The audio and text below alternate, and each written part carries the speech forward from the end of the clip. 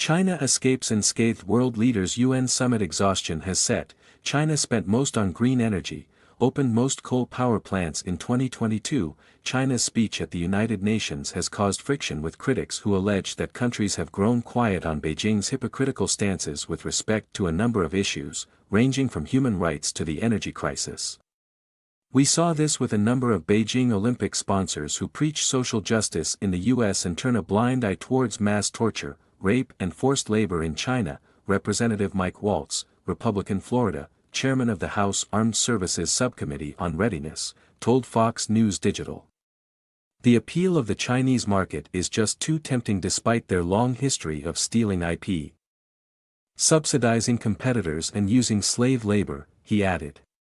Chinese Vice President Han Zheng focused his speech at the UN General Assembly during its annual high-level week on a number of issues related to equity, justice and international peace, saying that diversity is a defining feature of human civilization. Civilizations should prosper together by respecting each other, advance together by drawing on each other's strengths and seek win-win outcomes by pursuing common ground. Zheng also said nations should advance human rights through cooperation and oppose double standards, in particular, the use of human rights and democracy as a political tool to interfere in the affairs of other countries. Many countries at the United Nations High-Level Week found it easy to hit upon Russia and the continued invasion of Ukraine, but few, if any, took China to task for the hypocrisy of espousing the need to advance human rights while committing what a UN report called serious human rights violations toward its Muslim population, the Uyghur people. People have given up trying to change China. Exhaustion has set in. Gordon Chang, senior fellow at the Gatestone Institute and author of The Coming Collapse of China, told Fox News Digital. At least in the past, people were hopeful about making money in the China market, he explained. They thought, correctly, that criticism of China's rights record would mean Beijing would block them from business opportunities. To China and 11, even pandas are political, and now, 3 bears to leave US. He suggested that the world has not maintained interest in the Uyghur crisis because they cannot see the crimes China commits, making it difficult to hold China accountable even as reports from global bodies find continued evidence of human rights abuses. Chang lambasted China for the fact that virtually all of its policies are hypocritical, pointing to Beijing's pronouncements on world peace.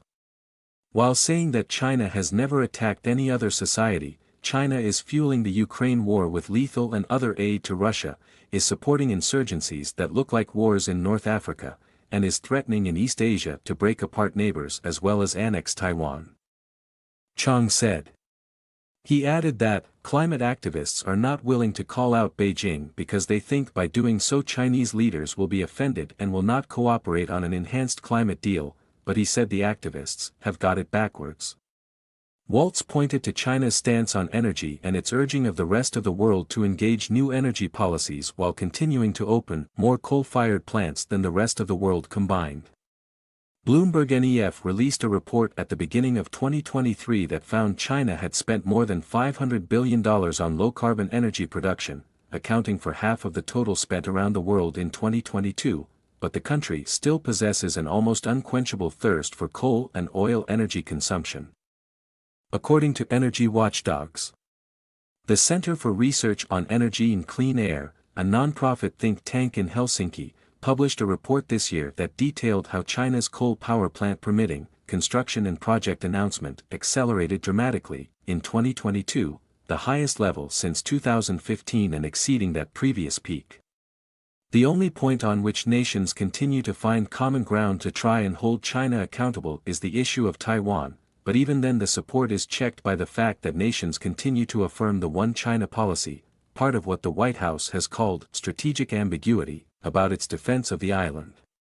U.S. Secretary of State Antony Blinken in June said that the Biden administration does not support Taiwan independence but remains committed to making sure Taiwan has the ability to defend itself, mainly due to the fact that 50% of commercial container traffic goes through the Taiwan Strait every day, and that 70% of semiconductors are manufactured in Taiwan. Waltz called the Biden administration the softest administration on China since the end of the Cold War, alleging that the White House has pursued dialogue with China above all else, even at the expense of action on issues, such as Taiwan's backlogged weapons delivery, illegal Iranian oil sales and the Uyghurs. There is a narrative that engaging with China and refraining from consequences will somehow moderate its policy or its desire to dominate Asia, Waltz said. Under President Xi, the opposite has been true. China must face consequences for its behavior. That is the only way it will learn, he added. The White House did not respond to a Fox News Digital request for comment by time of publication. Fox News Digital's Louis Cassiano contributed to this report.